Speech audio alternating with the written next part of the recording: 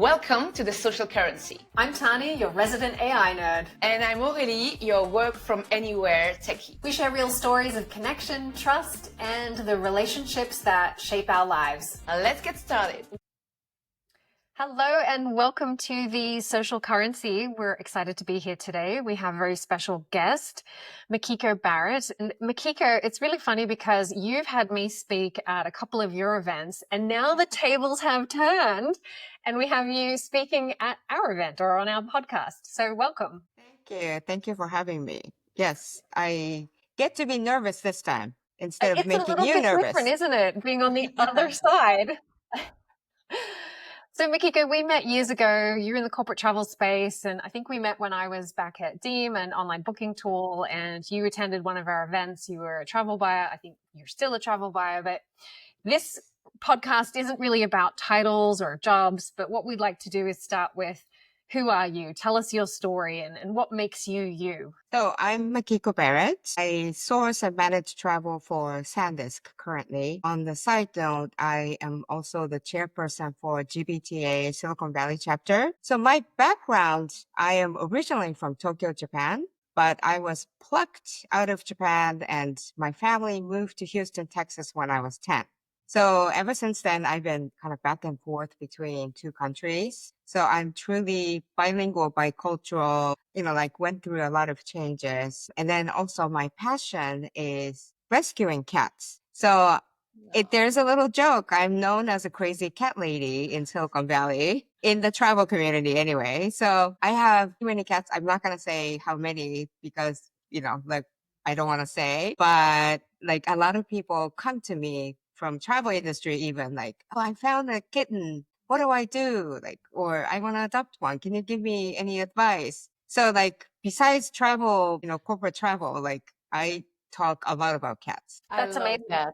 We actually had another guest who rescues animals. So there's obviously a theme here. Yeah. I mean, this podcast is all about social capital, but there must be something about this experience of rescuing animals or rescuing cats that, obviously it drives a passion for you. So why pursue that? It just happened accidentally when I found a mom cat and then I think 6 kittens at an apartment dumpster.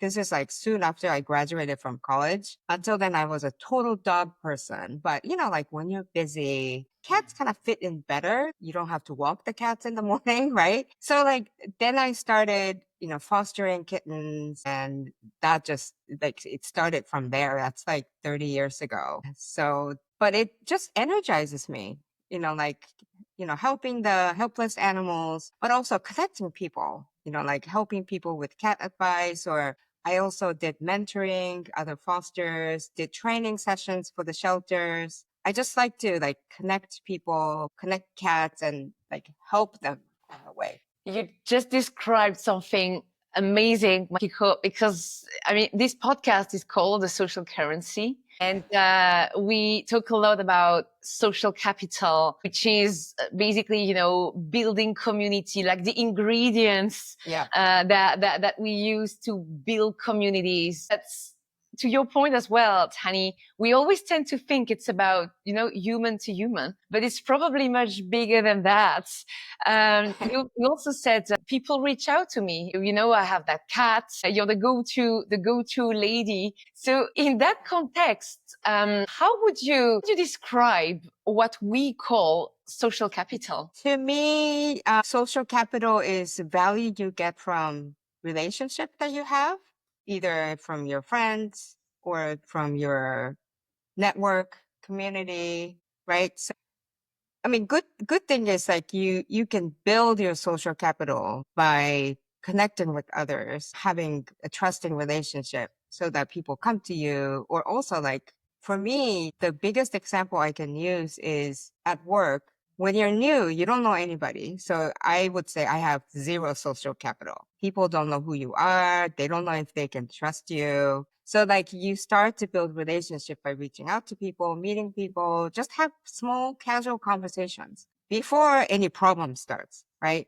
And then once you have that trust, then if I make a mistake, my lesson is that if you have that social capital, I don't want to say I get away with it, but I get away with less problems because people trust you. Oh, Makiko made this mistake, but she's usually really awesome. So like, we'll let it go. Or like, I'm sure she'll do better next time. So to me, that's like the super important social capital. I love that idea of scoring and your score going back to 0 when you're in a new environment and that you know no one. In that context, so you said you were born in Japan, moved when you were 10 years old. I think there's also probably a cultural aspect to how we build social capital or how do we maintain it. When either it comes, you have those two cultural backgrounds and at the same time you travel a lot. So I'm super curious to hear a little bit more about your views on that. Yeah, so culturally, Japan is very different, obviously.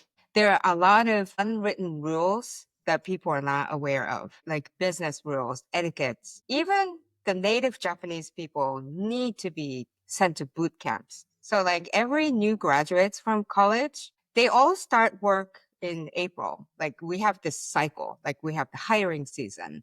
And then everybody starts work after college on April 1st. Like if you missed the boat, a lot of people wait until next year or you do like temp gigs until you land. It's starting to change, but you know, like in old days, people stuck with the job for the entire career, right? Now it's becoming a little bit more westernized and people do job hopping, but in essence, like they stick with the same job for like 40 years, right? But at the beginning, I remember, so I worked for Japan Airlines package division, which is called JALPAC. For the first 2 weeks, it was boot camp training for business etiquettes, even from like how to answer phones, how to write notes, how to address each other, business cards, how to exchange business cards. Where should your boss sit in a conference room? Like there's rules for everything. So etiquette. That's something you learn, right? And you have to learn because otherwise, let's say if you give your business card using just one hand, that's considered super rude in Japan. So if you did that to your customers in Japan, like again, like your social capital is 0 because this person doesn't know anything. But of course, like if Americans go to Japan for business, some people are very good and they learn stuff, but some people just go, you know, without trying to learn the cultural sensitivities. So like I cringe even now, even though like I'm in America for a very long time now, but if somebody throws me a business card, which it happens a lot in America, like across the table, you shoot business cards, like I cringe. Totally cringe. I'm like, we're taught to think business cards is like a duplicate of you so that you don't throw and you have to receive with both hands. You have to treat it with care. Exactly. And I love your comment about demoting your social capital if you're doing something wrong. It's true, it evolves because sometimes you work so hard on your relationship or on your reputation. And if you do one thing wrong, it can destroy a relationship. Totally. And I see many similarities. I'm based in Dubai. So in the Middle East, there's also some etiquette that's very different from the way that we conduct business in the Western world. Yeah. It's interesting because what you're describing, social capital, it's flexible. It fluctuates depending on where you are, the situation, who you're with, and also your conduct. And I think that's a really interesting concept around social capital is conduct, and one we haven't really talked much about. Given that you live in two worlds almost, or you have this very deep experience in two different cultures, are there advantages you think you've picked up over that time that help you develop your social capital? Because you have experience in one culture, you can bring it to another. And one that jumped out at me immediately is like you have this awareness and sensitivity to culture that maybe not a lot of other people do. So are there advantages that you think you have because of your background? I think most definitely. I'm more sensitive to other cultures. Like I don't impose my way. It's not my way or highway, right? Like what's normal for me might not be normal for them. And there's nothing wrong with that. It's just different. It's not something wrong. And like, because I've experienced that. So I was a very talkative kid in Japan, right? Once I moved to Houston, I didn't speak a word of English. So suddenly, overnight, I became the silent child in the back of the classroom. Ah, It was so stressful. It was so stressful because I want to say something, but I don't know what they're saying. I can't say anything, right? Very stressful. So that really taught me how other people might be feeling in that situation. Everybody experience in meetings, you have dominant speaker who just dominates the table. Like I want to make sure you hear from everyone. So if somebody's sitting silently, I will ask like, what do you think? Like, I want to know what you're feeling. So like I'm more sensitive, making sure everybody has the opportunity to speak, how they're feeling. So that's definitely an advantage. I think I'm more agile when it comes to cultural sensitivities. I think it helped me in my career along the way. My last position I held was for a Chinese company, and I traveled there very often last year. Again, like I went there with an open mind, and the thing you learn when you actually visit the country is completely different from what you see on social media or on the news. I have much, much more favorable view of China now that I visited, and the people, I love the people. It was very different from what I thought it would be because like I'm not brainwashed, but like you only believe what you see on the news and social media, right? And they draw a completely different picture. So I think the way I learned how to be like open and then more acceptable, I think that's definitely my strength. When I first moved to the States, it's funny, we're all very international here. So I grew up in Australia Oh and yeah. I took a vacation to Thailand when I was in my early 20s, and Uh-huh. I expected the culture to be really different and I was ready for it and it was fine. And then I moved to America and I had the worst culture shock because I expected America to be like Australia because I'd been watching American TV. We spoke Yeah. English. You know, the food was fairly similar, but because I expected it to be the same, I found that I had trouble adjusting in a way that I didn't when I went to Thailand. So I think expectation, cultural sensitivity, they all play into that as well. Yeah. And you stressed a very important point, Makiko, is sharing firsthand experience when you travel on the ground. Because what we see online, we may have all the tech in the world, we may have social media can be amazing and terrible at the same time. You know, to that point, whenever my heart belongs to Latin America, I'm a Latina at heart and at core, and it's fascinating when you travel there. People are so proud to show you their culture, and even if you make a little mistake, they say, "No, let me show you." And if you speak a bit of Spanish, you are their best friends, and it's very funny. And then they will tell you, post this on social media. And there's a whole campaign about, because the reputation of Latin America, it's very unsafe.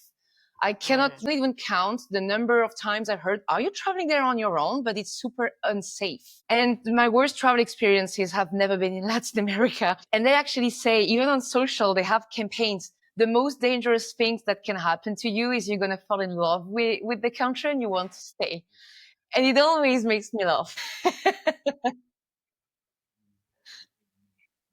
So talking about travel, obviously, you know, we're all in the travel industry, and I think social capital is related to that topic. We always like to explore how travel impacts the way you build your social capital and what kinds of, you know, what benefits you think come from travel. I personally love working in the travel industry because it broadens my horizons, it exposes me to different viewpoints. But Makiko, how do you think about that? And I also think business travel is a little bit different. So how do you see travel, the experience of travel, and also being in corporate travel impacting the way you develop your own social capital? I agree with you, Tony. I think travel really broadens your perspective, right? I really hope that even business travelers, like I hope that they get away from the office and do something outside instead of just be in airport or in the office and hotel. Like that's about like I wish they do more outside. I know like my peers, travel managers, always groans when they hear the word bleisure, you know, like mixing business and leisure. And then I don't know why it's so bad. Like I do it myself. Thank you. like, the term bleisure, so you are speaking her language. yeah, I mean, like, I am all for it too. So, like, last year I went to Beijing. I went the weekend a little bit earlier and I went to Shanghai by myself. I like to travel by myself. So, I do that at every opportunity. I don't mind paying extra. I will pay extra. I understand there's like insurance issues or whatever, but like, I think everybody should do it if they can. I love what you're saying. And I'd like to put the two together because business travel, if you think about that, there's always that acronym like ROI. What's the ROI of a business trip? Like, right? Why do we travel? What's the purpose of a trip? But what we never measure, it's this, maybe the social capital that you're going to build in the process, maybe your cultural literacy that's going to enable you in your job when you have a negotiation to conduct in China, in Japan, in the Middle East, and that you learn because you've seen something else than your taxi and the four walls of your meeting room when you travel. So how do you think, well, it might be a tricky question. So you're allowed to say, I do not want to answer that. How do you think we could adjust a little bit our travel programs to welcome those experiences? Yeah. Luckily, all the organizations I worked for, they allowed personal side trips. Of course, like the main purpose should be business trip, right? Of course.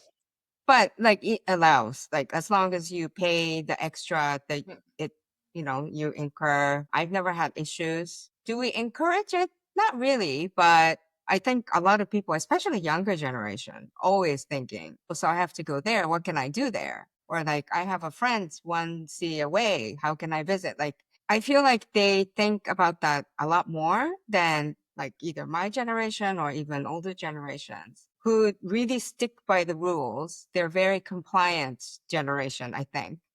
But things are changing, right? And I think it's really important because traveling and seeing not even foreign countries, but other parts of the US, you see so many different sides. Even like San Francisco is kind of like a cultural bubble by itself, right? Very diverse. But if you travel to different parts of the US, it's like a completely different experience. But I think it teaches tolerance that there are different people, different culture. Again, there's no right or wrong, right? But also like, I feel like traveling and seeing it with your own eyes helps remove the fear that you don't know. I truly believe like the racism and stereotyping happens because you don't know them. Like You what probably you never read met in, them. yeah, you never met them. So reading something or social media that kind of, you know how it enforces your ideas too, right?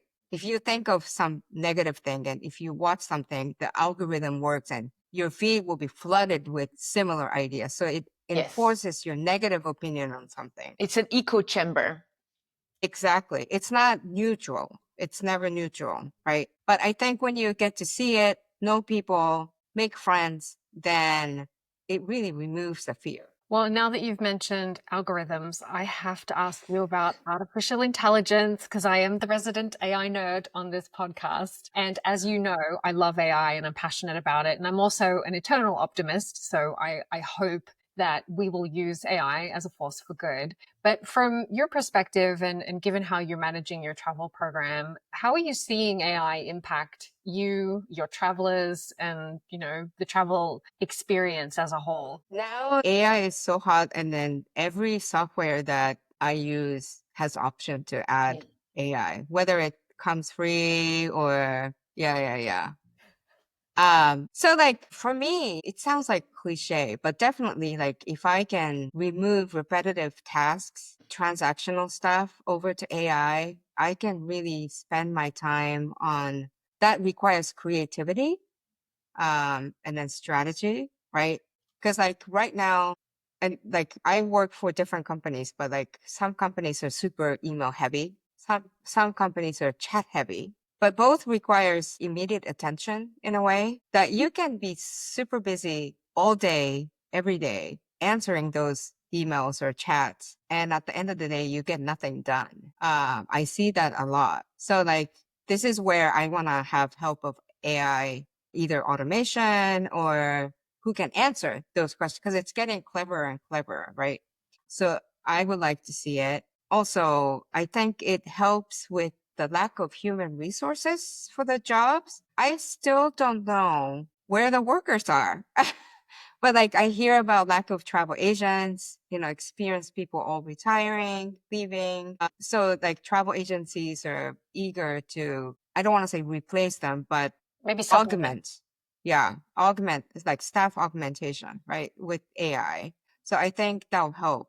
So like I see a lot of positive things. I'm not really fearful of AI, but what you told me, Tani, resonates with me is like AI won't replace you, but people who use AI will replace you.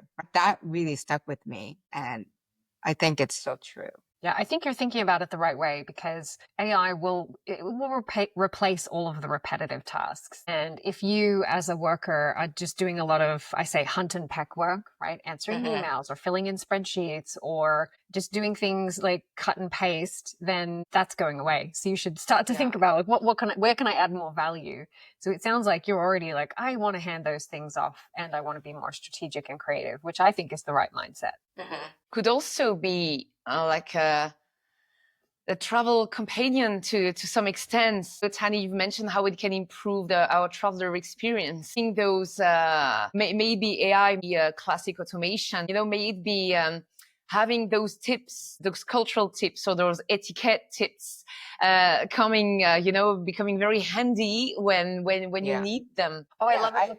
You could build an agent that is customized for every traveler going to every country or region, and you could have a conversation with it and it could say, look, here are the things that you need to be aware of, and you could ask it questions. And I think those are the kinds of examples where prior to AI, you just don't have the time. Like, you don't have the time to do that. And now maybe you do.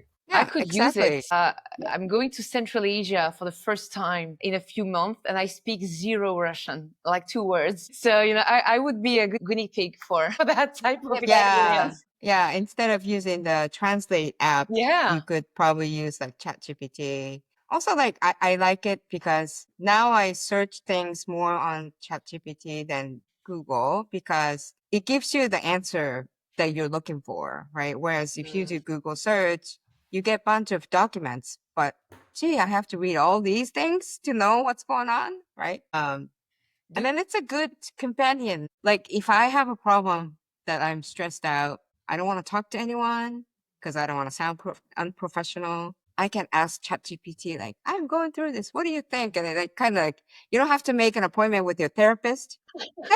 I was going to ask you, what are your thoughts about that? Because I don't know if you picked that. Zuckerberg recently got interviewed, and his vision is that soon we could have like an AI best friend who knows us so well. Personally, I draw the line here. I think this is really me out. But what's your view on that? Yeah, it's a little weird. I hope we don't come to that, but it's good to have different perspective, right? Like you're not stuck and you're like overthinking by yourself because you don't feel comfortable talking to others, and it's at your fingertip. Like I said, like you don't have to make an appointment with a therapist next week. You can get different perspective from AI. So that might be it. But I don't think like relationship, like, a little bit. I can see where this is going. Like I come from Japan, right? Like they make like a real sized, human sized dolls or whatever with AI. That could be your new spouse. Yeah. But there are all kinds of options. Yes, but a bit weird. Yeah, that's a wrong way forward. I hope it's the same thing. It can supplement but not replace human relationships. My prediction is that probably one of the hottest quality that we would develop is like emotional intelligence. And that probably we might crave human connections more and more because more things are going to be automated. Or what freaks me out is the eternal question: do I need to know if it's AI? Personally, yes, but not everybody might say that. Might think the same way. Well, now that we've talked a lot about AI, I want to bring it back to people. So, Makiko, we always ask this question. We would love to know who the people are in your life that have changed you or impacted you in a big way, and why. I think me, like, when I talked about social capital, you build social capital by helping others. To me, that's how you build social capital without thinking of the return, right? Like people see through you. So if you're a fake, like I see a lot of salespeople met for the first time say, I'd love to help you. How can I help you? And I always think, how can you help me? You don't even know me, right? So like it has to be genuine, but helping others. So for that, like I think my mother was a helper. Now she's super annoying helper. She still treats me like a 15-year-old when I go back home, but like I learned like helping people, like she's a social butterfly and she creates like a massive social capital. If she needs something, there's always somebody who can help her, right? So I would say my mother, who was a teacher for me to like help others see good in people, and then you'll get something in return. It sounds like you've taken after her in some respects, because I think of you, Makiko, as a helper. You're always so helpful, but also a connector. Like you connect people. And I've been at a couple of the events that you run, and you can see like you think about the other person, like, oh, who should they meet, or what kind of conversation would be beneficial to them? And then you connect those people, which I think is a really great way to approach it. Yeah, I love connecting people. I also love connecting cats to people too. I love that you come back to cat. And speaking of people who made an impact, is there something that you have learned from someone that you pass on to others, like some wisdom that you've learned and that you share? For career, I would say the most important thing is to be open, like really open-minded. I have a lot of experience doing travel management, and so are my peers. There are a lot of experienced travel managers, a lot of salespeople who've been doing the same thing for many, many years. They tend to get rigid as more experience you get, and they see it in kind of right or wrong. We should do it this way. I challenge that and just be open. There's no right or wrong. It's just different. So that goes back to cultural agility, but yeah, be open-minded. I think that's a great way to approach the world. Yeah, Absolutely. exactly. So we're almost out of time. We always like to end these sessions with you giving our listeners a gift. And by gift, we mean a recommendation. It could be a book, a song, a place, or a person. Maybe you have some cat advice to leave our listeners with today, but whatever recommendation you'd like to share. So for professional, I love listening to a podcast, which is called Think Fast, Talk Smart by Matt Abrams, Stanford Business School. I love that series. It's so fun and you pick up bits and pieces about how to communicate better. I also like Robert Cialdini's The Influence. That talks a lot about social capital, by the way, psychology of persuasion, reciprocity. Sorry, Mike, I can't speak. That's like social capital, right? If you help others, like you build social capital. And then for the cat world, because right now we're starting to be in the height of the kitten season, maybe not in Australia, but in the US, don't catnap. Meaning if you see a little kittens, don't just take them away, because there's always a mom who is hunting and trying to bring food. I get a lot of requests like, hey, I found these like a week-old kittens and I put them in the box. And I'm like, why did you do that? But don't do that.